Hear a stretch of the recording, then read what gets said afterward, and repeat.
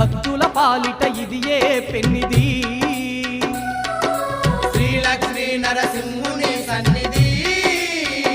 నమ్మిన భక్తుల పాలిట ఇది ఏ పెన్నిది పవిత్రమైన క్షేత్రం ఇది శ్రీహరి పుణ్యక్షేత్రం పవిత్రమైన క్షేత్రం ఇది శ్రీహరి పుణ్యక్షేత్రం ధరణిలో పుణ్యధామం దర్శించిన ఎంతో భాగ్యం